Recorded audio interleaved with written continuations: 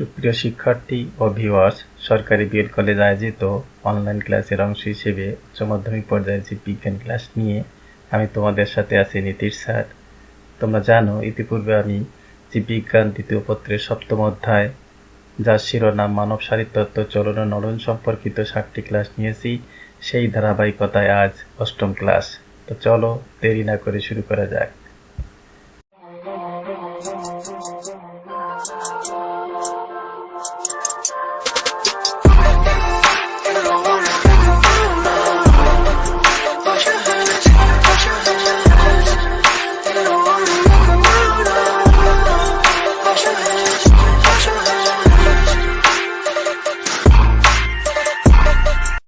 সুপ্রিয় শিক্ষার্থীবৃন্দ, আজ তোমাদের মানুষের অস্থি এবং তরুণাস্থির গঠন সম্পর্কিত দ্বিতীয় ক্লাসটি সম্পর্কে ধারণা দিব।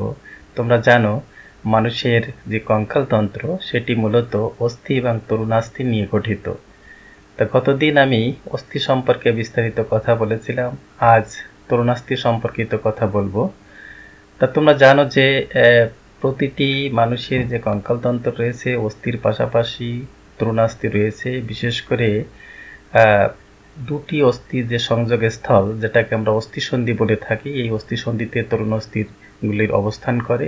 এছাড়াও আমাদের পাঁজর বা রিবের প্রান্তদেশে, কশেরুকার মধ্যবর্তী স্থানে, নাক, কান, স্বরযন্ত্র ইত্যাদি স্থানে এর অবস্থান। তা আমরা বিস্তারিত জানার চেষ্টা করব। তো তোমরা ইতিপূর্বে যারা পূর্বের ক্লাসটি করেছো তারা এই সম্পর্কিত ধারণা আগের থেকে জানো যে অস্থি তরুণাস্থি বলতে এক ধরনের কঙ্কাল যোজক টিস্যু বলা হয়। এই যোজক টিস্যু মূলত তিন ধরনের, একটি আদর্শ যোজক টিস্যু, কঙ্কাল যোজক টিস্যু এবং তরল যোজক টিস্যু। তার মধ্যে যে কঙ্কাল যোজক টিস্যুর দুটি অংশ রয়েছে, একটি অস্থি আর একটি তরুণাস্থি। তা গত ক্লাসে আমি এই অস্থি সম্পর্কে তোমাদের ধারণা দিয়েছিলাম, আজকে মূলত তোমাদের তরুণাস্থি সম্পর্কে ধারণা দিব। তা তরুণাস্থি বলতে আমরা যেটা বুঝি, এটাও এক ধরনের যোজক টিস্যু, তবে এটি অর্ধকঠিন এবং স্থিতিস্থাপক। তা তোমরা জানো যে কোনো ধরনের কানেকটিভ টিস্যু মূলত তিনটি অংশ নিয়ে গঠিত। একটা থাকবে সেল, একটা থাকবে ফাইবার বা তন্তু, আর একটা থাকবে গ্রাউন্ড সাবস্টেন্সেস। তা তোমরা জানো যে সেল এবং ফাইবারগুলি বাদ দিয়ে, সেল এবং তন্তুগুলি বাদ দিয়ে বাকি যা থাকে তাকে আমরা গ্রাউন্ড সাবস্টেন্স বলে থাকি। ইতিপূর্বে তোমরা অস্থির গঠন সম্পর্কে জেনেছিলে, তদ্রূপ তরুণাস্থির গঠনেও একটি আবরণ রয়েছে, এর নাম পেরিকন্ড্রিয়াম। এখানেও কোষ রয়েছে, তরুণাস্থির কোষ বলা হয়, এটাকে কন্ড্রোসাইট এবং কন্ড্রোব্লাস্ট বলা হয়। এছাড়া রয়েছে মাতৃকা। মাতৃকায় যথারীতি ফাইবার এবং অন্যান্য জৈব বস্তু রয়েছে। ফাইবার বলতে এখানে দুটো ফাইবার দেখা যায়, একটা আছে কোলাজেন বা ইলাস্টিক ফাইবার, আর অন্যান্য বস্তুর মধ্যে রয়েছে কন্ড্রিন নামক এক ধরনের পদার্থ। সেই কন্ড্রিনটা মূলত দুই ধরনের প্রোটিন দ্বারা গঠিত, একটা হচ্ছে কন্ড্রোমিউকয়েড আর একটা হচ্ছে কন্ড্রোঅ্যালবুনয়েড। তো তোমরা জানো যে এই যে ফাইবার বা তন্তু, এটা কোলাজেন ফাইবারগুলো এই যে বড় আকৃতির ছবিতে দেখতে পাচ্ছ, একটু বড় আকৃতি রয়েছে, আর এই চিকন মতো যেগুলো দেখতে, এগুলোকে বলছে ইলাস্টিন ফাইবার। এছাড়া এখানে ফাইব্রোব্লাস্ট দেখতে পাচ্ছ তোমরা। আর মূলত তরুণাস্থির কোষগুলি ল্যাকুনা নামক ছোট ছোট গর্তের মধ্যে থাকে। আমরা এবার তরুণাস্থির প্রকারভেদ সম্পর্কে ধারণা নিব। তরুণাস্থি সাধারণত 4 ধরনের, একটি স্বচ্ছ বা হায়ালিন, দ্বিতীয়টাকে বলছে স্থিতিস্থাপক বা পিত্তন্তুময়, তৃতীয়টি হচ্ছে শ্বেততন্তুময় এবং চতুর্থটি হচ্ছে ক্যালসিফাইড বা চুনময় তরুণাস্থি। এখন একটি একটি করে তরুণাস্থি সম্পর্কে আমরা ধারণা নিব। প্রথমত স্বচ্ছ বা হায়ালিন তরুণাস্থি সম্পর্কে একটু ধারণা দেব। হায়ালিন তরুণাস্থি কাকে বলে? তোমরা একটু খেয়াল করে একটি ছবি দেখতে পাচ্ছ। এখানে ছবিতে একটি তরুণাস্থির ছবি দেখতে পাচ্ছ তোমরা। এখানে কতগুলো কোষ দেখা যাচ্ছে এবং এর ফাঁকে ফাঁকে যেটি দেখা যাচ্ছে এটাকে আমরা ম্যাট্রিক্স বলে থাকি। এই কোষগুলোকে বলা হয় কন্ড্রোসাইট। এটি তরুণাস্থির কোষ। কোষগুলি মূলত ল্যাকুনা নামক ছোট একটি গর্তে রয়েছে। তা আমরা হায়ালিন শব্দটি এসেছে হায়ালোস থেকে, যার অর্থ স্বচ্ছ। এর ম্যাট্রিক্সটা তন্তুবিহীন, অর্থাৎ এর আগে আমরা দেখেছিলাম যে কানেকটিভ টিস্যুতে কোষ মাতৃকার পাশাপাশি তন্তু থাকে, এদের কিন্তু তন্তু থাকে না। এটি স্বচ্ছ, নীলাভ এবং নমনীয় হয়ে থাকে। আর কন্ড্রোসাইটগুলি ছোট গুচ্ছে ল্যাকুনায় পরিবৃত থাকে। ছোট গুচ্ছে অর্থাৎ এখানে তোমরা দেখতে পাচ্ছ একটা ল্যাকুনা, তার মধ্যে চারটি কোষ রয়েছে এবং 4 ধরনের তরুণাস্থির মধ্যে এটি সবচেয়ে দুর্বল প্রকৃতির তরুণাস্থি। এবার আমাদের জানতে হবে যে এগুলি কোথায় পাওয়া যায়, অর্থাৎ উদাহরণগুলো আমাদের মনে রাখতে হবে। তোমরা জানো এই উদাহরণগুলো সাধারণত MCQ টাইপের কোশ্চেন অথবা অ্যাডমিশনগুলোতে বেশিরভাগ আসে। এখন হায়ালিন তরুণাস্থি কোথায় পাওয়া যায় এটা লিখলে অনেক লেখা যাবে, তবে ইন্টারমিডিয়েটের বইপত্রে যেগুলো রয়েছে সেগুলো সম্পর্কে আমি একটু দৃষ্টি আকর্ষণ করব। এখানে মনে রাখার জন্য, উদাহরণগুলো মনে রাখার জন্য এই দুটো লাইন একটু খেয়াল রাখতে হবে। প্রথম লাইনটা সরাসরি দেখো যে ব্যাঙ এবং হাঙ্গরের ভ্রূণে পাওয়া যায়, মেরুদণ্ডী প্রাণী ভ্রূণীয় কঙ্কালে পাওয়া যায়। এছাড়া দ্বিতীয় যে লাইনটা দেখছো, এই দ্বিতীয় লাইন থেকে আমরা অন্য উদাহরণগুলো বের করব। দ্বিতীয় লাইনটা একটু মনে রাখার চেষ্টা করো। এই লাইনটা যে পূর্ণাঙ্গ মেরুদণ্ডী প্রাণীর অস্থিসন্ধি দিয়ে চলন ও নাক দিয়ে প্রশ্বাস নেয়, এই লাইনটা যদি মনে থাকে তাহলে আমরা এখান থেকে প্রায় 5টি উদাহরণ মনে রাখতে পারবো। তোমরা লাইনটা আবারও আমি বলছি যে পূর্ণাঙ্গ মেরুদণ্ডী প্রাণীর অস্থিসন্ধি দিয়ে চলন এবং নাক দিয়ে প্রশ্বাস নেয়। এখন দেখো অস্থিসন্ধি অর্থাৎ যে কোনো অস্থিসন্ধিতে এটি পাওয়া যাবে, আবার নাক সরাসরি নাকে পাওয়া যাবে এটি। এরপরে দেখো প্রশ্বাস, তা প্রশ্বাসের প্রতে হচ্ছে পরশুকার প্রান্ত, এই প্র শব্দের অর্থ হচ্ছে পরশুকার প্রান্ত। এই শ্বাসে হচ্ছে শ্বাসনালী, আমাদের স্বরযন্ত্র যে শ্বাসনালী যেটা কি বলা হয় যেটা সেটি, আর দন্তস্ব যেটা সেটি হচ্ছে স্বরযন্ত্র। অর্থাৎ এখানে দেখো 1 2 3 4 5 এই 5টি স্থানে সরাসরি পাওয়া যায়। আর উপরের এই লাইনটা মনে রাখবে। এই দুটো লাইন মনে রাখলে তোমরা হায়ালাইন তরুণাস্থি কোথায় পাওয়া যায় এ সম্পর্কিত ধারণাটি পাবে এবং যে কোনো ধরনের MCQ প্রশ্নের উত্তর তোমরা করতে পারবে। অর্থাৎ তোমাদের এখানে মনে রাখতে হবে প্রথম লাইনটা সরাসরি এই পর্যন্ত, আর দ্বিতীয় লাইনটা মনে রাখতে হবে তার থেকে আমরা এই 5টি অংশ বের করে নিব। এরপরে আমরা যাই ইলাস্টিক বা ইয়েলো ফাইব্রাস কার্টিলেজ, যেটাকে স্থিতিস্থাপক বা পিত্তন্তুময় তরুণাস্থি বলা হয় থাকে। এখানে তোমরা দেখতে পাচ্ছ যে কোষগুলোর পাশাপাশি যে মাতৃকার মধ্যে এক ধরনের তন্তু দেখা যাচ্ছে, এইটাকে বলছে পিত্তন্তু। আমরা যদি আর একটু খেয়াল করি, এখানে খেয়াল করো যে ম্যাট্রিক্সটা অস্বচ্ছ। এর আগে যেটা আমরা পড়েছি তার ম্যাট্রিক্সটা ছিল স্বচ্ছ, এটি অস্বচ্ছ হালকা হলুদ বর্ণ।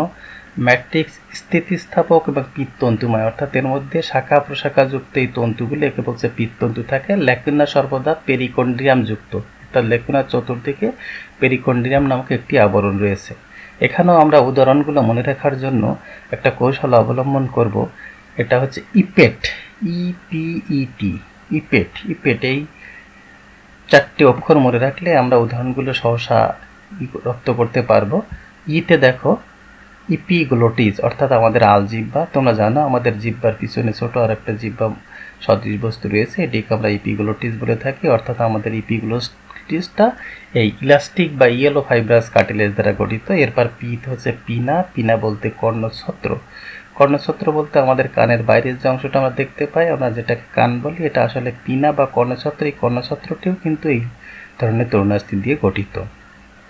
এছাড়া ইউস্টিশিয়ান টিউবটা মূলত তোমরা একটু খেয়াল করো যে এই যে আমাদের কানের এই বাইরের যে অংশটি, এইটাকে আমরা বলছি পিনা। এই পিনা কিন্তু তরুণাস্থি দিয়ে গঠিত। আর এরপরে দেখো এই পর্যন্ত হচ্ছে আমাদের বহিকর্ণ, এটাকে কানের পর্দা বলা হয়। আর এইটা হচ্ছে মধ্যকর্ণ, আর ভিতরে হচ্ছে অন্তকর্ণ। এই মধ্যকর্ণে কতগুলো কর্ণাস্থির কথা ইতিপূর্বে তোমার জেনেছো। নিচের দিকে দেখো একটা নালী এসেছে, আর এটার নাম হচ্ছে ইউস্টিশিয়ান টিউব।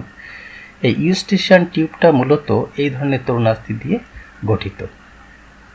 আমরা জিহ্বার যে অবস্থানটা সেটাও একটু দেখে নিই, যে আমাদের মুখছিদ্রে যে টাং মানে জিহ্বাটি, আর এই হচ্ছে ইপিগ্লোটিসটি, অর্থাৎ আমাদের মুখছিদ্রের অবস্থান এবং উপর থেকে যে শ্বাসনালীটি নেমেছে, এই শ্বাসনালীটির সংযোগস্থলে ইপিগ্লোটিসটি রয়েছে। বিশেষ করে আমরা যখন কোনো খাদ্য গলধকরণ করি তখন শ্বাসনালীর মুখটা ঢেকে রাখার জন্য ইপিগ্লোটিস সহায়তা করে থাকে। আর আমাদের কথাবার্তার যে বাতাসটা বেরিয়ে আসে সেই বাতাসটা নিয়ন্ত্রণ করে মূলত এই এপিগ্লোটিস।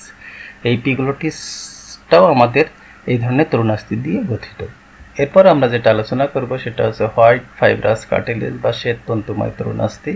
তোমরা ছবিতে দেখতে পাচ্ছ এখানেও যে অস্থি বা তরুণাস্থির পাশাপাশি কতগুলো তন্তু রয়েছে, তন্তুগুলি শাখান্বিত নয়, এটাকে বলছে শ্বেততন্তু। এছাড়া যথারীতি কন্ড্রোসাইট, ম্যাট্রিক্স এগুলি রয়েছে। আমরা একটু যদি বর্ণনা দেখি যে ম্যাট্রিক্স অস্থিতিস্থাপক এবং অশাক শ্বেততন্তুময়। এর আগেরটি কিন্তু ছিল শাখান্বিত পিত্তন্তুটি, আর তন্তু কোলাজেন নির্মিত। আমরা যথারীতি উদাহরণটি আমরা এখানে দেখার চেষ্টা করি। এই লাইনটি মনে রাখলে আমরা আমাদের এই উদাহরণগুলো সহজে মনে রাখতে পারবো। বিটিসিএল এর পাবলিক সার্ভিসে আস্থা পায়, এই লাইনটা মনে রাখবা। বিটিসিএল দিয়ে আমরা বোঝাতে চেয়েছি বোন এবং টেন্ডনের যে সংযোগস্থল, এই সংযোগস্থলটা মূলত এই ধরনের তরুণাস্থি দিয়ে গঠিত।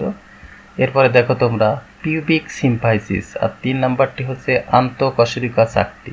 তা আমরা একটু ছবিতে দেখার চেষ্টা করি যে দুটি কশেরুকার মধ্যবর্তী যে চাকতি সদৃশ বস্তু, এইটাকে বলা হয় আন্তঃকশেরুকা চাকতি। এই চাকতিটি মূলত এই ধরনের তরুণাস্থি দিয়ে গঠিত। আর পিউবিক সিম্পাইসিস বলতে আমরা বুঝি যে আমাদের যে দুটি শ্রোণীয়স্থি রয়েছে, শ্রোণীয়স্থি যে সংযোগ সাধনকারী মাঝের যে জায়গাটি, এইটাকে বলছে পিউবিক সিম্পাইসিস। এই দুটি মূলত এই ধরনের তরুণাস্থি দিয়ে গঠিত। এবং সর্বশেষ যেটি আমাদের রয়েছে চতুর্থ তরুণাস্থির নাম ক্যালসিফাইড তরুণাস্থি। এটা মূলত কোনো তন্তুবিহীন। এখানে যথারীতি কন্ড্রোসাইট এবং এবং মাতৃকা রয়েছে। মাতৃকাটি মূলত ক্যালসিয়াম কার্বনেট সমৃদ্ধ। এখানে প্রচুর পরিমাণে, মূলত মাতৃকায় প্রচুর পরিমাণে ক্যালসিয়াম কার্বনেট থাকে। এবং তরুণাস্থির মধ্যে চার ধরনের তরুণাস্থির মধ্যে এটি সব ধরনের সবচেয়ে কঠিন তরুণাস্থি। এবং আমাদের এখানে দুটি উদাহরণ সরাসরি মনে রাখবো, হিউমেরাস এবং ফিমারের মস্তক। তোমরা দেখেছো, এটা দেখতে পাচ্ছ হিউমেরাস নামক অস্থির যে মস্তক, এই মস্তকটি মূলত এই ধরনের তরুণাস্থি দিয়ে গঠিত। আর ফিমারের যে মস্তকটি রয়েছে, তোমরা জানো ফিমারটি আমাদের শ্রোণী অস্থির যে অ্যাসিটাবুলাম নামক গহ্বরের মধ্যে প্রবিষ্ট থাকে। এই যে মস্তকটিও তোমার এই ধরনের তরুণাস্থি দিয়ে গঠিত। তো আমরা এতক্ষণ 4 ধরনের তরুণাস্থি সম্পর্কে বিস্তারিত জানার চেষ্টা করলাম। এখন আমরা একটু পরীক্ষার প্রস্তুতি বলতে এখানে তোমরা প্রথমে একটি প্রশ্ন দেখতে পাচ্ছ যে অস্থি এবং তরুণাস্থির মধ্যে পার্থক্য। তো এটা তোমরা বাড়িতে একটু প্র্যাকটিস করবে। আমি তোমাদের একটু হিন্টস, অর্থাৎ অস্থি এবং তরুণাস্থি সম্পর্কে 2 দিন যে ক্লাস নিলাম, সেই ক্লাসের তুলনীয় বৈশিষ্ট্যগুলো সম্পর্কে একটু ধারণা দিব। তোমরা এর আলোকে নিজে নিজে লেখার চেষ্টা করবে। প্রথমে দেখো অবস্থান, অর্থাৎ অস্থি কোথায় পাওয়া যায়, তরুণাস্থি কোথায় পাওয়া যায়, এই সম্পর্কে আমি তোমাদেরকে বলেছি। গঠন, অর্থাৎ কোনটি কঠিন কোনটা অর্ধকঠিন, কার ম্যাট্রিক্স কেমন, তারপরে তার আবরণ, যেমন অস্থির আবরণ কি, তরুণাস্থির আবরণ কি, এই সম্পর্কে এভার্সিয়ান তন্ত্র কোথায় থাকে না, কোষের গঠন কেমন, ইত্যাদি বিষয়গুলি তোমরা তোমাদের তুলনামূলক বিষয়ের মধ্যে লিখবে। এবং সর্বশেষ হচ্ছে কাজ, এটি তোমরা বাড়িতে লিখবে। এবং আরও একটি প্রশ্ন তোমরা একটু খেয়াল করো যে বিভিন্ন ধরনের তরুণাস্থির তুলনা করো। অর্থাৎ আমি যে 4 ধরনের তরুণাস্থির কথা বলেছি, এই 4 ধরনের তরুণাস্থির তুলনা তোমরা নিজেরা লিখে প্র্যাকটিস করবে। কারণ তোমরা জানো যে তোমাদের উচ্চতর দক্ষতার যে কোশ্চেনগুলি থাকে, সেখানে এই ধরনের পার্থক্য বা তুলনাগুলো সাধারণত থাকে। এবং এগুলি সাধারণত তুলনীয় বৈশিষ্ট্য সহ লিখলে ভালো নম্বর পাওয়া যেতে পারে। তা শিক্ষার্থীবৃন্দ, এই ছিল আজ আমার আলোচনা। দেখা হবে আগামী ক্লাসে। সবাই সুস্থ থাকো, ভালো থাকো, এই কামনায় বিদায় নিচ্ছি।